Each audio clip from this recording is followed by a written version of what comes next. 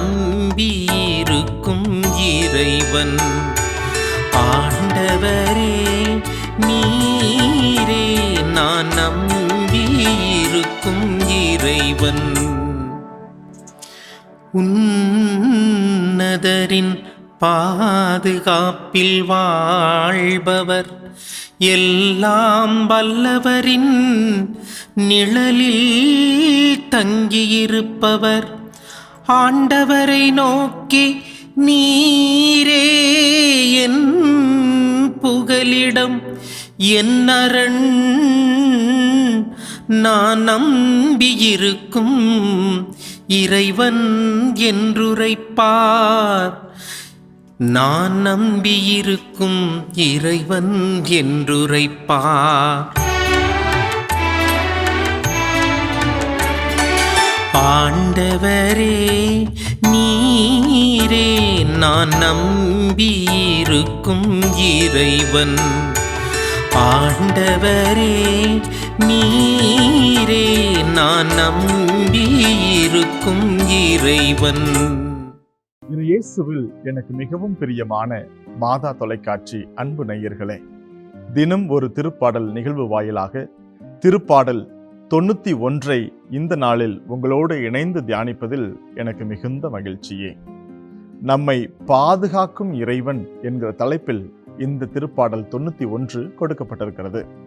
ஆண்டவரே நீரே நான் நம்பியிருக்கும் இறைவன் என்ற பல்லவியோடு இந்த நாளில் இந்த திருப்பாடலை நாம் தியானிக்க இருக்கிறோம்.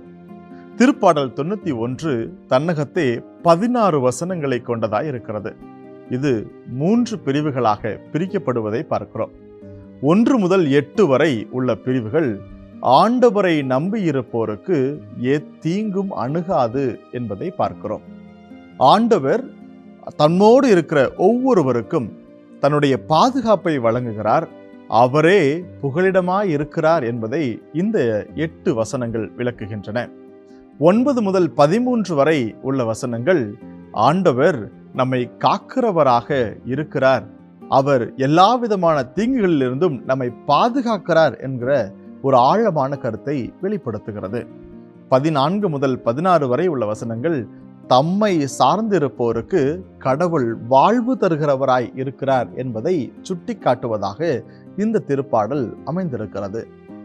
இருக்கிற எல்லா திருப்பாடல்களிலுமே கடவுளுடைய பராமரிப்பையும் அவருடைய பாதுகாப்பையும் மிக அழுத்தமாக ஆழமாக உரைக்கக்கூடிய திருப்பாடலாக இந்த திருப்பாடல் 91 இருப்பதை நாம் காண்கிறோம்.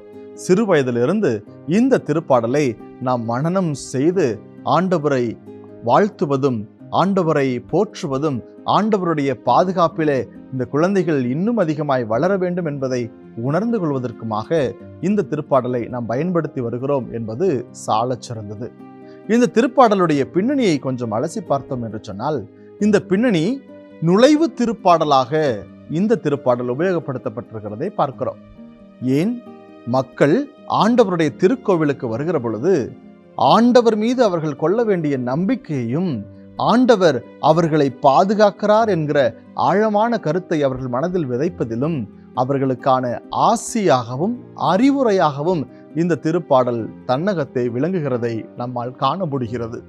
இதில் நாம் புரிந்து கொள்ள வேண்டிய ஒரு காரியம், அன்புக்குரியவர்களே, இந்த திருப்பாடல் மோயிசனுடைய காலத்துதா, தாவீதின் காலத்துதா, அல்லது சாலமோனுடைய காலத்துதா, அல்லது பாபிலோனிய தலைக்கு பிறகு இந்த திருப்பாடல் எழுதப்பட்டிருக்கலாமா என்ற ஒரு கேள்வியும் தன்னகத்தே உருவாகிறதை பார்க்கிறோம். ஆனால் இந்த கடவுள் மீது கொண்டிருக்கிற ஆழமான நம்பிக்கையை வெளிப்படுத்துகிற அந்த தோரணையை பார்க்கிற பொழுது இது நிச்சயம் பாபிலோனிய தலைக்கு பிறகு அவர்கள் மீண்டும் வந்ததற்கு பிறகு கடவுள் தம்மை எவ்வளவு தூரம் பாதுகாக்கிறார் என்பதை உணர்ந்து எழுதப்பட்ட திருப்பாடலாக இந்த திருப்பாடல் இருக்கிறது என்பதைத்தான் இந்த விவிலிய அறிஞர்கள் வெளிப்படுத்துகிறார்கள். எனவே இந்த திருப்பாடல் ஏறக்குறைய பாபிலோனிய தலைக்கு பிறகு எழுதப்பட்டிருக்கலாம் என்று நம்பப்படுகிறது. ஏறக்குறைய திருப்பாடல் 90, 91, 92 ஆகிய 3 திருப்பாடல்களும் ஒத்தமைவு கருத்துக்களை வெளிப்படுத்துவதாக இருப்பதால் ஆண்டவரே புகலிடமாய் இருக்கிறார், ஆண்டவர் உன்னதராய் இருக்கிறார், அவருடைய பாதுகாப்பில் நாம் வாழ்கிற பொழுது நாம் எத்தீங்கிற்கும் அஞ்சிட மாட்டோம் என்கிற ஆழமான கருத்துக்களை வெளிப்படுத்துகிறத. எனவே இந்த 3 திருப்பாடல்களும் ஒரே ஆசிரியரால் எழுதப்பட்டிருக்கலாம் எனவும் திருவிவிலிய அறிஞர்கள் கருதுகிறார்கள். ஆண்டவர் எவ்வளவு தூரம் நன்மை மிகுந்தவராய் நம்மை பாதுகாக்கிறவராய் இருக்கிறார் என்பதை வெளிப்படுத்துவதற்காக எல்யோன், யாவே, ஷடாய், எலோஹிம் என்கிற இந்த 4 வார்த்தைகள் கடவுளை பயன்படுத்துகிற, கடவுளை சுட்டிக்காட்டுகிற வார்த்தைகளாக இடம்பெற்றிருக்கிறது. இந்த 4 வார்த்தைகளும் மீண்டும் மீண்டும் வருகிற பொழுது ஆண்டவர் எவ்வளவு தூரம் நம்மை காக்கிற தெய்வமாய் இருக்கிறார், அடைக்கலமாக இருக்கிறார், அடைக்கல பாறையாக இருக்கிறார், இன்னும் அதிகமான பாதுகாக்கிற பராமரிக்கிற இறைவனாய் இருக்கிறார் என்பதை நமக்கு சுட்டி காட்டுவதாய் இருக்கிறது. அன்றாட வாழ்விலே எத்தனை துன்பங்கள், துயரங்கள் நம் வாழ்வில் வந்தாலும் ஆண்டவர் அடைக்கல பாறையாய் இருக்கிறார். வாதை நம்முடைய குடும்பத்தை அணுகாது, தீங்கு உனக்கு நேரிடாது, எத்தீங்கிருக்கும் நீ அஞ்ச மாட்டாய், எல்லாவற்றிலிருந்தும் நான் உன்னை விடுவிப்பேன் என்கிற இந்த இறை வார்த்தையை நம்பி இந்த நாளிலே செபிப்போம். நம்முடைய குடும்பத்தில் இருக்கிற துன்ப துயரங்களை அவருடைய பாதத்தில் ஒப்பு கொடுப்போம். செபிப்போமா? ஆற்றலின் நாயகனே இறைவா, உம்மை போற்றுகிறோம், உம்மை புகழுகிறோம், உம்மை ஆராதிக்கிறோம் சுவாமி. நீரே வல்லவராய், உன்னதராய், எங்களை பாதுகாக்கிறவராய், எங்களுடைய புகழிடமாய் இருக்கிறீர் என்பதை நாங்கள் நம்புகிறோம்.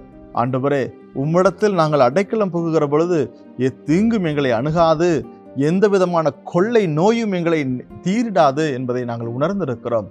ஒருபோதும் நாங்கள் உம்மை விட்டு பிரியாமல் வாழ எங்களுக்கு வரம் தருவீராக சுவாமி. ஆமென்.